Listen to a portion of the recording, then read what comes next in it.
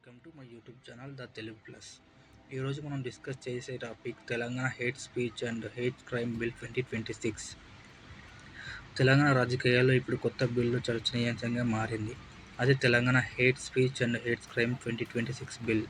తాజాగా Telangana assembly speaker ఈ బిల్లును పరిశీలించేందుకు 13 మంది సభ్యులతో కూడిన సెలక్షన్ కమిటీని ఏర్పాటు చేశాడు.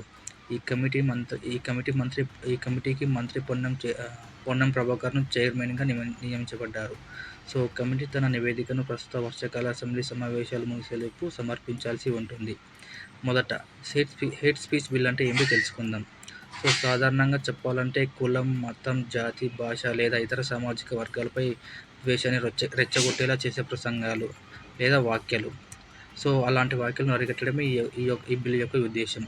సో బిల్లు ప్రవేశపెట్టినప్పుడు సమాజంలో విద్వేషాన్ని తగ్గించడం, శాంతి భద్రతలను కాపాడడం దీని ప్రధాన లక్ష్యమని ప్రభుత్వం తెలిపింది. అయితే ఈ బిల్లుపై అసెంబ్లీలో వివిధ రాజకీయ పార్టీలు సభ్యులు కొన్ని అభ్యంతరాలు చేశారు. సో దీంతో మార్చి నెలలో ఈ బిల్లును సెలక్షన్ కమిటీ పంపాలని నిర్ణయించారు. ఇప్పుడు అధికారికంగా కమిటీని ఏర్పాటు చేశారు.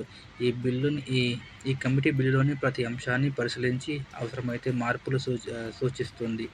ఆ తర్వాతే బిల్లు మళ్ళీ అసెంబ్లీ ముందుకు వచ్చే అవకాశం ఉంటుంది.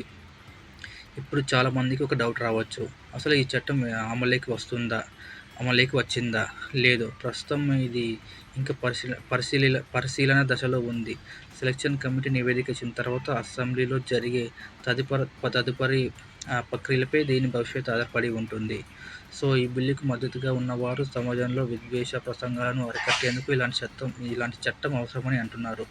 మరోవైపు కొంత రాజకీయ నాయకులు, పౌర సంఘాలు, న్యాయ నిపుణులు ఈ చట్టంలోని కొన్ని నిబంధనలపై స్పష్టత అవసరమని, భావ ప్రకటన స్వేచ్ఛపై ప్రభావం పడకుండా జాగ్రత్తలు తీసుకోవాలని అభిప్రాయపడుతున్నారు. సో ఈ అంశాన్ని సెలక్షన్ కమిటీ పరిశీలించే అవకాశం ఉంది. మరి ఈ బిల్లులో చివరకు ఎలాంటి మార్పులు వస్తాయి, అసెంబ్లీ ఆమోదం ఉంటుందా లేక మరిన్ని సవరణలు జరుగుతాయా అన్నది రాబోయే కాలంలో స్పష్టత రానుంది. సో ఈ హేట్ స్పీచ్ బిల్ గురించి మీ అభిప్రాయం ఏమిటి? ఇలాంటి చట్టం అవసరమా లేదా మరిన్ని మార్పులు చేయాలా? మీ అభిప్రాయాన్ని కామెంట్ రూపంలో తప్పకుండా తెలియజేయండి.